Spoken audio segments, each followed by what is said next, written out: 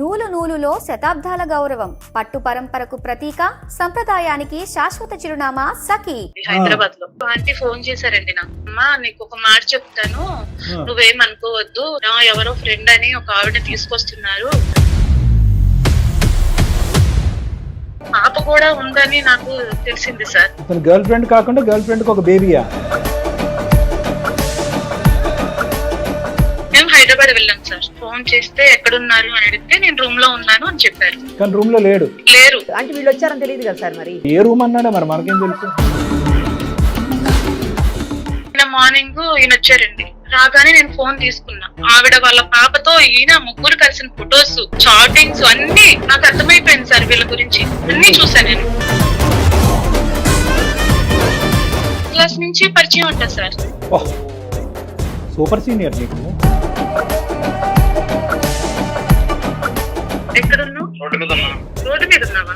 మరి ఇంకెక్కడ ఉంటాను? రోడ్డు మీద ఈ టైం ఎక్కడ ఉంటాను నేను? రూమ్ లో ఉన్నాను, డౌట్ వస్తుంది. రోడ్డు మీద ఉన్నాను అన్నావు, తనతో ఉన్నావా అని అడిగాను. నేను తనతో ఉన్నాను. ఏంటి చెప్పు? ఏది రోడ్డు మీద? మీరు ఇప్పుడే రోడ్డు మీద ఉన్నారా? ఎప్పుడు రోడ్డు మీద ఉంటారా? నీ బాడీ లాంగ్వేజ్, నువ్వు మాట్లాడే తీరు అన్ని కూడా మాకు అర్థమైపోయినాయి. నా వల్ల అయితే తప్పు అయిపోయింది సార్. దొంగ. ఇప్పుడు దాకా ఏదో కబురు చెప్పే కథలు చెప్పా. ఇది ఇలా జరిగిందని నా భార్యకి చెప్తున్నా సరే ఆమె నమ్మకుండా ఏ అసలు ఏ వారి ఒప్పుకుంటుందయ్యా? పద మీ అమ్మగారితో మీ నాన్నగారితో మాట్లాడదా, పద ఇప్పుడే ఫోన్ కలుపుదా.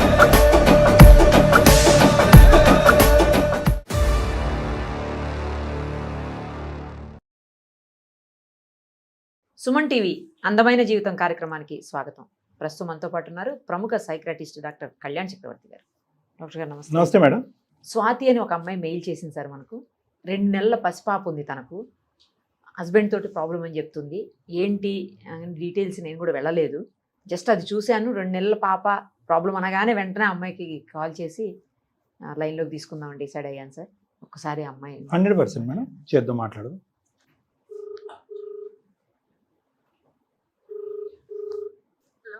హలో, స్వాతి గారేనా అమ్మా? అవునండి, మీరెవరండి?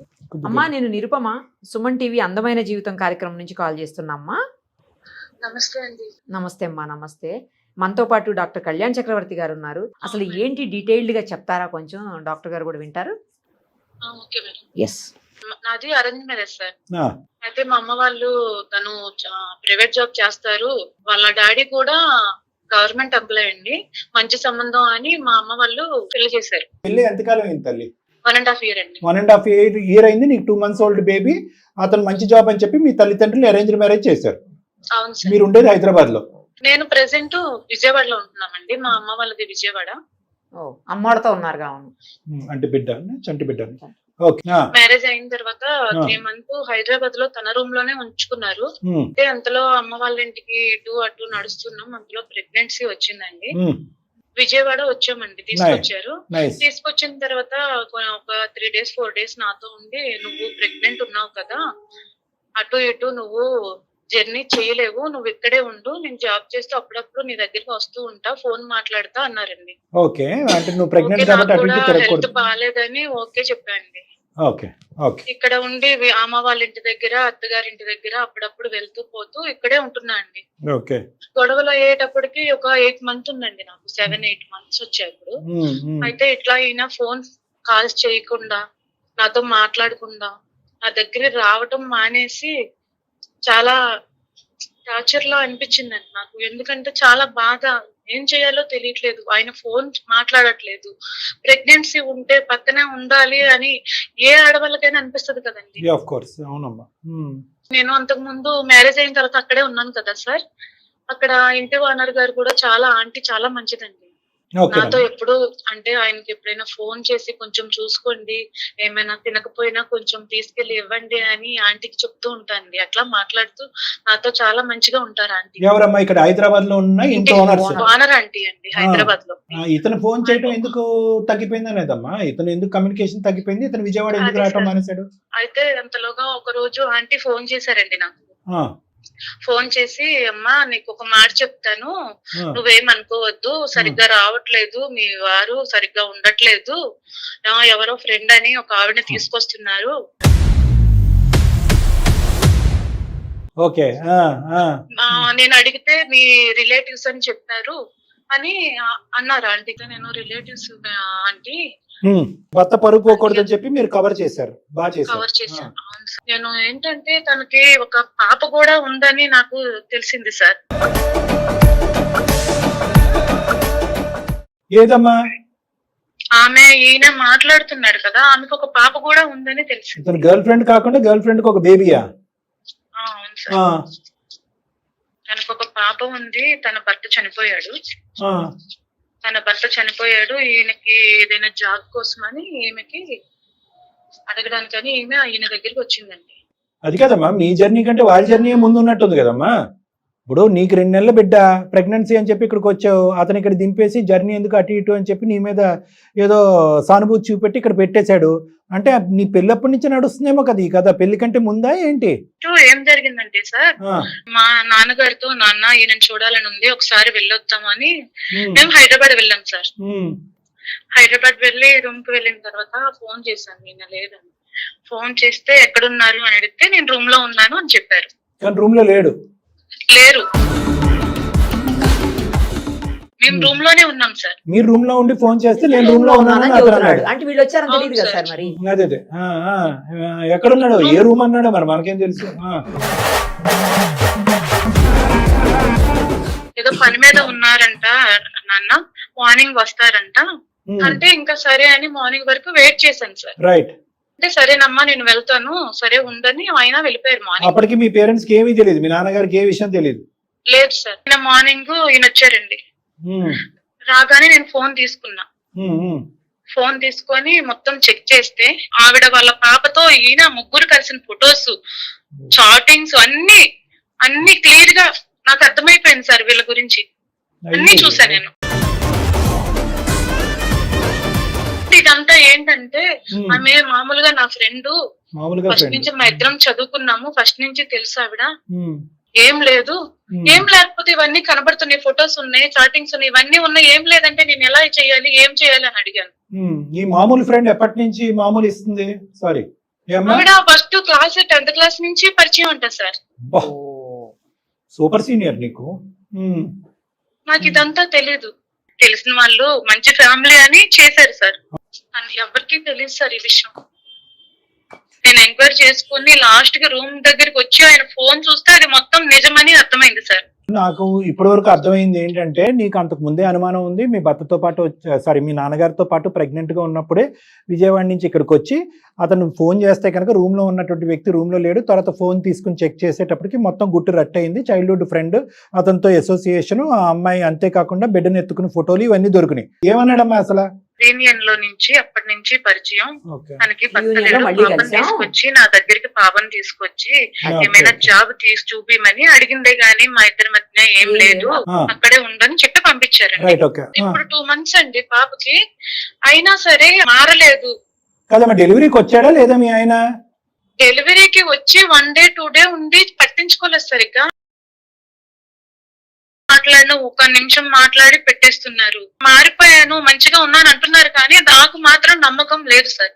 మాకే లేదు, మీ వల్ల నాకు ఏమైనా పరిష్కారం దొరికిద్దని మీకు మేలు చేశాను సార్. ఈ విషయం మా అమ్మ వాళ్ళకి కూడా చెప్పలేదండి. వాళ్ళకి కూడా తెలియదు. నేను మారిపోయాను అని అంటున్నారు, కానీ ఆ నమ్మకం లేదు మేడం. నమ్మకం లేకపోవడానికి మనకి ఇక్కడ బలమైన ఆధారం ఉంది కదా. ఆంటీ గారు కూడా చెప్పినట్టున్నారుగా. ఆవిడ చెప్పేంత కాలం అయిందమ్మా? ప్రెగ్నెన్సీ లో ఉన్నప్పుడు అప్పుడా? ఓకే. ఈ మధ్యకాలంలో మళ్ళీ నేను డెలివరీకి వెళ్ళిపోయాను కదా సార్. మారలేదు అంటే కనుక కంటిన్యూ అవుదాం అనుకుంటున్నారా, వద్దనుకుంటున్నారా? మీరే ఏదో ఒక పరిష్కారం చేయండి సార్ ప్లీజ్. రైట్. కాల్ కలపండి అమ్మా ఒకసారి ఆయనకి. Okay sir. The person you are speaking with has put your call. Hello, ఎక్కడున్నావు? రోడ్డు మీద ఉన్నా. రోడ్డు మీద ఉన్నావా? మరి ఇంకెక్కడ ఉంటాను? రోడ్డు మీద ఈ టైం ఎక్కడ ఉంటాను? నేను రూమ్ లో ఉన్నానంటే డౌట్ వస్తుంది. అదే ఎక్కడున్నావు చెప్పొచ్చు కదా. రోడ్డు మీద ఉన్నాను అమ్మా, నీకు ప్రతిసారి చెప్పాలంటే చెప్పు. ఎందుకు ఫోన్ చేసి చెప్పు. ఏ గొడవ లేదు, రోడ్డు మీద ఉన్నాను. తనతో ఉన్నావా? నీకేమైనా పిచ్చా? ఎవరితో? తనెవరు? తనతో ఏంటి? ఆమె మీ ఫ్రెండ్ ఉంది కదా, ఆమెతో ఉన్నావా? నువ్వు ఏం మాట్లాడుతున్నా నీకు అర్థమవుతుందా? ఏదో చాటింగ్ చూస్తానని చెప్పి ఇంకెప్పుడు ఆమెతో కాబట్టి పని చేస్తానంటే నేనేమని రోడ్డు మీద ఉన్నాను అన్నావు, తనతో ఉన్నావా అని అడిగాను. నేను తనతో ఉన్నాను, ఏంటి చెప్పు.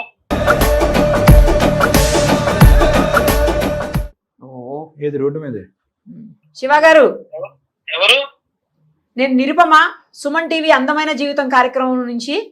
నేను అలాగే నాతో పాటు డాక్టర్ కళ్యాణ్ చక్రవర్తి గారు కూడా ఉన్నారు.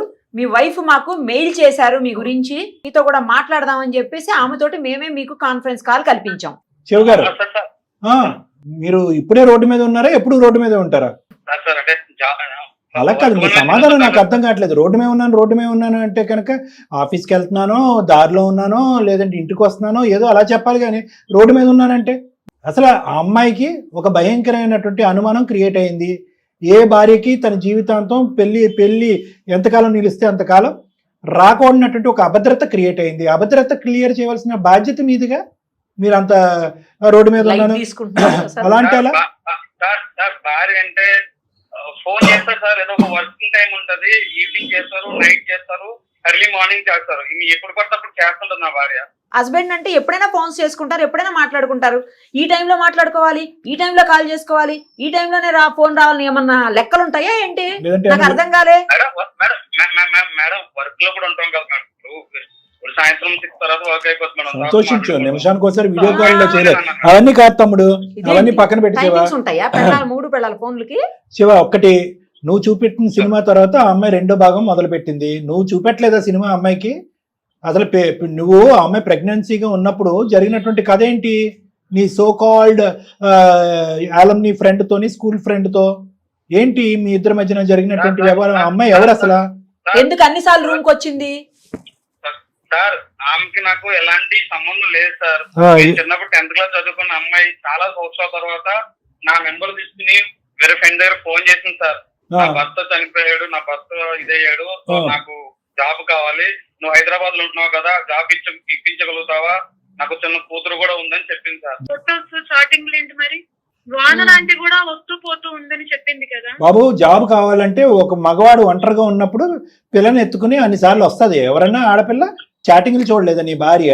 ఇంక వేరే ఫోన్ కాల్ చూడలేదా? ఎందుకు జాబ్ కావాలంటే రూమ్ ఏం లేదు సార్. మరి మీ రూమ్ కి అన్నిసార్లు ఎందుకు వచ్చింది సార్? ఇప్పుడు వచ్చినట్టునే జాబ్ అయిపోతుంది మేడం. ఆమె ఒకసారి ఫోన్ లో మాట్లాడొచ్చు కదా, సరే ఇంటర్వ్యూకి అటెండ్ అవ్వాలన్నట్టు చెప్తే ఫోన్ లో మాట్లాడుకోవచ్చు కదా. లాంగ్ నుంచి వస్తుంది కదా. అదే శివ గారు, ఫోన్ లో మాట్లాడుకుంటే అయిపోద్ది కదా, దానికి రూమ్ కి ఎందుకు ప్రతిసారి రావటం? ఏమయ్యా, కమ్యూనికేషన్ ఎందుకు తగ్గింది? నువ్వు అక్కడికి వెళ్ళటం ఎందుకు తగ్గింది? ఆ అమ్మాయిని వెనక్కి తీసుకురావటం ఎందుకు తగ్గింది? అవి చెప్పండి. నేను కొంచెం జాబ్ వర్క్ లో కొంచెం బిజీ అయ్యి కొంచెం తక్కువ మాట్లాడినా సార్, అంతకన్నా ఏం లేదు సార్. సరే, ఇవన్నీ కాదు, నీ వర్క్ మేము ఎక్కడ చూసామయ్యా? ఇవన్నీ పక్కన పెట్టు. మెసేజెస్ ఏంటి, ఫోన్ కాల్స్ ఏంటి, ఆ అమ్మాయి చేతిలో ఉన్న బిడ్డ ఎవరు బిడ్డ? తనైతే నా 10th క్లాస్ ఫ్రెండ్ సార్. నాకు జాబ్ నచ్చక నాకు ఒక కూతురు పుట్టింది, నా పరిస్థితి బాగాలేదంటే సరే అని చెప్పేసి నేను మాట్లాడి జాబ్ ఇప్పించడం మాత్రమే జరిగింది సార్. నీ జీవితంలో మీ భార్య కాకుండా వేరే స్త్రీ ఉందా లేదా? ఉంటే గింటే కనుక ఎంత పర్సంటేజ్ ఉంది? ఆ అమ్మాయి చేతిలో ఉన్నటువంటి బిడ్డ నీ బిడ్డ కాదా? ఇలాంటి ప్రశ్నలకన్నీ స్ట్రైట్ ఫార్వర్డ్ గా సమాధానం చెప్పు. సార్ అలాంటిది ఏం లేదు సార్. బాబు, శివ నువ్వు నీళ్లు నవలద్దు. ఒకటి, నీ బాడీ లాంగ్వేజ్, నువ్వు మాట్లాడే తీరు అన్ని కూడా మాకు అర్థం అయిపోయినాయి. ఏమీ లేకుండా ఆ అమ్మాయి ఒక మెంటల్ది ఏదో సృష్టించుకుంటే కలగంటుంది అనేది కాదు. నీ కమ్యూనికేషన్ తగ్గిపోవటానికి ఒక కారణం ఉంది.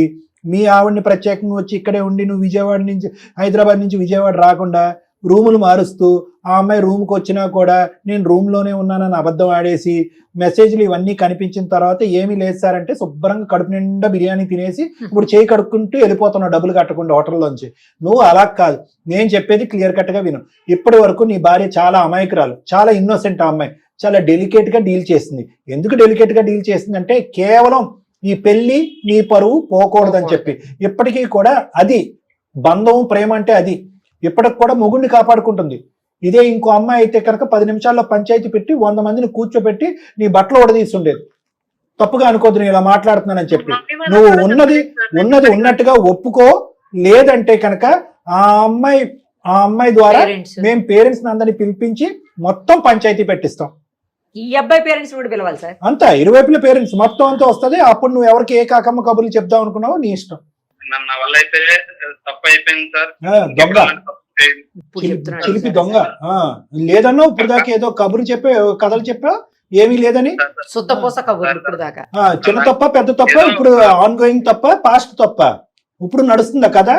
సార్ ఏదో నా వల్ల ఒక ప్రమాదం లాంటిది జరిగిపోయింది సార్. ప్రమాదం ఎవరికి ప్రమాదం? అమ్మాయికి ప్రమాదం. నీ వాళ్ళ పెళ్ళానికి ప్రమాదం. ఎవరికే ప్రమాదం? నీకు సుఖం, అమ్మాయికి ప్రమాదం. మంచి మసాలా కథ నడిపించావుగా బ్యాక్గ్రౌండ్ నుంచి. ఎంతకాలం బట్టి నడిచింది అది? సార్ ఈ అనుమానంతో నా భార్య చచ్చిపోతుంది సార్. నేను ఇంకెలాంటి సపోర్ట్ చేయనని కూడా అమ్మాయికి చెప్పాను సార్. మీరేదో చేసి భార్యకి నచ్చ చెప్పాలి సార్. అలా కదయ్యా, నువ్వు తప్పు చేశానని ఒప్పుకున్నావు. ఇప్పుడు ఎంత పర్సెంటేజ్ తప్పు? ఇప్పుడు వరకు అయితే కనుక అదేం లేదు సార్. ఉద్యోగం గురించి వచ్చినటువంటి ఒక స్త్రీకి ఆపద్బాంధవుడులా కాపాడానని కబుర్లు చెప్పావు. ఇప్పుడేమో చిన్న తప్పు అని అంటున్నావు. ఇప్పుడేమో వచ్చి తెలియనటువంటి అనుకోనటువంటి క్షణాలు అంటున్నావు. నీవేం క్షణాల స్టోరీలా లేవు, ఇవి సంవత్సరాల స్టోరీలా ఉంది.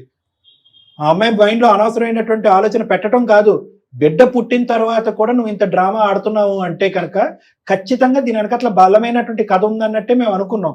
ఆ కథ ఇప్పుడు నిజమైందని మాకు అనిపిస్తుంది. ఇప్పటికైనా నువ్వు నిజాలు ఒప్పుకుని ఇప్పుడు జరుగుతుందా, జరిగిపోయినటువంటి కథ గురించి చెప్తున్నావు అన్నది ఇప్పటికైనా బహిరంగంగా పబ్లిక్ గా ఒప్పుకో. అయిపోయిందా? ఇంకా చేస్తూనే ఉన్నారా? లేదు సార్, ఇప్పుడు ఏం లేదు సార్. అమ్మాయి తన ఊరు వెళ్ళిపోయింది సార్. ఇప్పుడు నేను ఒక్కనే ఉన్నాను సార్. అలాంటిది ఏమీ జరగట్లేదు సార్. మరి బిడ్డ ఎవరు బిడ్డ? ఆ అమ్మాయి బిడ్డను ఎత్తుకుని ఫోటో తీసుకున్నారు కదా, గ్రూప్ ఫోటో పిక్నిక్ లో. లేదు సార్, ఆ బిడ్డకి నాకు ఆ బిడ్డకి ఏం సంబంధం లేదు సార్. మరి ఎవరికి సంబంధం ఉంది ఆ బిడ్డకి? ఆ బిడ్డ నా బిడ్డ కాదు సార్, వాళ్ళ పుట్టిన బిడ్డ సార్. వాళ్ళు కాకపోతే ఆ అమ్మాయి జాబ్ కి మాత్రం హైదరాబాద్ రావడం మాత్రం నిజం సార్. నాతోనే ఉన్నది, నాతో ఇదైంది. బిడ్డతో సంబంధం ఏం లేదు కానీ రూమ్ లో మాత్రం నీతో పాటు ఉంది ఉద్యోగం గురించి. అదొకటే తప్పు. దానికి మించి మేము ఇంకా వేరేది ఏమీ ఊహించుకోకూడదు. అంతేనా? జరిగింది సార్. ఇది ఇలా జరిగిందని నా భార్యకి చెప్పినా సరే ఆమె నమ్మకుండా బుద్ధి గడిచేనా? అసలు ఏ భార్య ఒప్పుకుంటదయ్యా? పద మీ అమ్మగారితో మీ నాన్నగారితో మాట్లాడదా, పద ఇప్పుడే ఫోన్ కలుపుదాం. ఏ భార్య ఒప్పుకుంటదయ్యా? ఇంత జరిగిన తర్వాత అమ్మాయి ఏదో పిచ్చిది, నువ్వు ఫోన్ మాట్లాడటం తగ్గించేయటం వల్ల లేనిపోయిన అనుమానాలన్నీ పెట్టుకుంది. సహజంగా ప్రెగ్నెన్సీలో ఉన్న లేడీస్కి ఇన్సెక్యూరిటీస్ ఉంటాయి అనుకున్నా. నువ్వు ఆ అమ్మాయిని ఎండగట్టేసావు. ఫోన్ లేవు, మెసేజ్లు లేవు, వచ్చి పలకరించడాలు లేవు, ఏమీ లేవు. ప్లస్ నువ్వు అక్కడ జల్సాలు చేసుకుంటున్నావు. ఇంతకు మించి ఏం కావాలయ్యా ఒక ప్రెగ్నెంట్ లేడీకి, బిడ్డను కనేటటువంటి ఒక లేడీకి? సార్ నా వల్ల జరిగింది ఒకసారి జరిగింది. ఎవరు లెక్క పెట్టాడు? ఆ కిటికీలో చూసి మేము లెక్కెట్టాం అనుకుంటున్నావు? ఒకసారి 2 సార్లు 3 సార్లు అని చెప్పి ఏం మాట్లాడుతున్నావు? ఒకసారి ఏంటి 2 సార్లు ఏంటి? గట్టిగా బెదిరించేటప్పుడు ఒకసారి తప్పు తప్పే కదా, ఒకసారి అయినా 100 సార్లు అయినా. నా వల్ల జరిగింది తప్పు, అది ఆల్రెడీ నా భార్యకి చెప్పాను సార్. కానీ అమ్మాయి అదే ఉంది, అదే ఊకే జరుగుతుంది. అదే ఉంటది, టైం పడుతుంది. అదే ఉంటది, టైం పడుతుంది. నువ్వు అనవసరంగా నిన్ను వెనకేసుకుని రావద్దు. ఆ అమ్మాయి ఎన్ని ప్రశ్నలు అడిగినా సమాధానం చెప్పడం అనేది నీ బాధ్యత. నేను రోడ్డు మీద ఉన్నాను, నువ్వెవరు, నీకేంటి అని అడిగే హక్కు నీకు లేదు. నువ్వు తప్పు చేసావు, మేము బెదిరించి భయపెడితేనే నువ్వు తప్పు ఒప్పుకున్నావు. అంతకుముందు ఏమీ లేనటువంటి తెల్ల కాగితం లాగానే మాట్లాడావు. నువ్వు నేరస్తుడివి, నువ్వు తప్పు చేసావు. ఇంతకు మించి ఏం కావాలయ్యా? ఆ స్థానంలో ఉన్న ఏ స్త్రీ అన్న కూడా ప్రశ్నిస్తుంది. ఈ అమ్మాయి ఇంకా చాలా నెమ్మదిగా డీల్ చేసింది ఇష్యూని. 10 మందిని కూర్చుని కూడా చెప్పలేదు. 10 మందిని కూర్చుని చెంప చెల్లు అనిపిస్తే ఏం చేస్తుండేవాడు? ఆడవాళ్ళని ప్రెగ్నెన్సీ వచ్చాకనే పుట్టింటికి పంపించేది ఈ కారణం గురించా? ఇలా అయితే కాపురాలు ఏమి ఉండవు. నిజాయితీ ఉండాలయ్యా, భక్తి భయం ఉండాలి. గాడి గుడ్డేం కాదు. ఆ అమ్మాయి ఊరెళ్ళిపోయి ఎంతకాలం అయింది? ఆ అమ్మాయికి నమ్మకం రావాలంటే కేవలం మేము భరోసా ఇస్తే, నమ్మకం వస్తే కనుక మేము కూడా అమ్మాయిని మోసం చేసినట్టు అవుతుంది. అది మాకు ఇష్టం లేదు. మేము నీ మీద పూర్తి స్థాయి ఎంక్వైరీ అనేటటువంటి చేపిద్దాం మేడం. ఆ తర్వాత ఆ హిస్టరీ, ఆ డేటా అంతా కూడా అమ్మాయి కళ్ళెదురుకుంటూ పెడతాం. నచ్చితే అమ్మాయి కంటిన్యూ అవుతుంది, లేదంటే లేదు. నువ్వు రెడీ ఆ టెస్ట్కి? నువ్వు నిజాయితీగా మాట్లాడుతున్నావా? టెస్ట్ చేసిన తర్వాత, టెస్ట్ అంటే కనుక మేము చేసేటటువంటి ఎంక్వైరీ చేసిన తర్వాత వేరే నిజాలు బయటకు వస్తే కనుక అది క్షమించరానటువంటి నేరం. ఆ అమ్మాయి తీసుకోవాల్సిన స్టెప్స్ అన్ని ఆ అమ్మాయి తీసుకుంటది. నీ నిజాయితీ నిరూపించుకోవడానికి రెడీగా ఉన్నావా? ఆ ఏదో పని చేసిన తర్వాత నిజాయితీ గురించి నేను మాట్లాడుతున్నాను. అమ్మ, నీ భర్త మాటలు నీకు నమ్మశక్యంగా అనిపిస్తుందా లేదా? రైట్. అందు గురించే నేను ఇందాక ఆ మాట కూడా అన్నాను. మాకు తెలిసినటువంటి లీడ్స్ బట్టి మేము కొన్ని ఎంక్వైరీస్ చేసుకుంటాము. ఆ ఎవిడెన్స్ అంతా నీ ఎదురుగుంటా పెడతాము. ఆ తర్వాత అతనితో కంటిన్యూ చేయాలా, ఉండకూడదా, పెద్దల పంచాయతీ చేయాలా, అవన్నీ ఆ నిర్ణయం నువ్వు తీసుకో. ఒక పెద్ద దిక్క మా దగ్గరికి వచ్చావు, మీ అమ్మ నాన్నని అందరినీ పక్కన పెట్టి నిరుపమ మేడం గురించి నా గురించి వచ్చావు. అలాంటప్పుడు మేము తూతూ మంత్రంగా ఏదో కలిపేస్తే పోతుంది అన్నట్టుగా అమ్మ అదిగో అమ్మ మారేను అంటున్నాడు అని చెప్తే కనుక అది హాస్యాస్పదంగా ఉంటుంది, వింటానికి కూడా బాగాలేదు. కాబట్టి నీకు 110% గ్యారంటీ ఇవ్వడం గురించి మేము ఇంకొక అడుగు ముందేస్తున్నాం. ఎక్కడో నాకు అనిపించింది ఇదేదో తెలియకనటువంటి ఒక తప్పిదం జరిగింది, తర్వాత తప్పు కంటిన్యూ చేయలేదు అన్నట్టే నాకు అనిపిస్తుంది. కానీ నిన్నటి మొన్నటి వరకు బిడ్డ కన్నా త్వరతో బిడ్డను చూడటానికి కూడా అతని మనసు ఒప్పలేదు అంటే కనుక మళ్ళీ నాకు క్వశ్చన్ మార్క్స్ వస్తున్నాయి. కాబట్టి నాకు క్వశ్చన్ మార్క్ వస్తుంది కాబట్టి నీ మైండ్లో ఉన్న క్వశ్చన్ మార్క్ తీసే బాధ్యత కూడా నాదే, నా మైండ్లో ఉండే క్లారిటీ తెచ్చుకోవాల్సిన బాధ్యత నాదే. కాబట్టి ఒక అడుగు ముందుకేసి కొద్దిగా ఎంక్వైరీ చేద్దాం. చాలా థ్యాంక్ యూ సార్. అది ఇప్పుడు రుణపడి ఉంటాను సార్. రైట్ అమ్మా. బాబు ఎవరు శివ? సార్ ఓకేనమ్మా అంటే కనుక మళ్ళీ ఆ అమ్మాయి అంటే రేపు పొద్దున వీడియో కాల్ చేస్తూ ఉంటుంది గంటకోసారి. కాబట్టి నీ మంచికే మేము ఏం చేస్తున్నాం అంటే మొత్తం నీతో సంబంధం లేకుండా కొంత డేటా అనాలిసిస్ చేసుకుని ఎవిడెన్స్లు సంపాదించిన ఆ అమ్మాయి, అప్పుడు అమ్మాయి హ్యాపీగా ఫీల్ అయింది అనుకోండి, నీ ప్రయాణం కూడా సాఫీగా ముందుకెళ్ళిపోతుంది. ఓకే, అది మేడం. ఎందుకంటే అమ్మాయికి ఈ ప్లాట్ఫామ్ మీద బ్లైండ్ గా మనం ఇవ్వలేం కదా మేడం, అందు గురించి. ఎందుకంటే నసుకుతున్నాడు మేడం. భరోసా ఉండే మనిషికి చాలా గట్టిగా మాట్లాడుతుంది. ఎస్ సార్ నేను తప్పు జరిగింది, ఇక ముందు నేను చేయట్లేదు, మీరు ఏం చేసుకుంటే అన్నిటికీ నేను రెడీ అన్నట్టు అనాలి కదా మేడం, అనట్లేదు. సో మనం అమ్మాయికి బ్లైండ్ ఫెయిత్ ఇవ్వలేము. సో కాబట్టి కరెక్ట్ 100% కరెక్ట్ డెసిషన్ సార్ మీది. Thank you so much.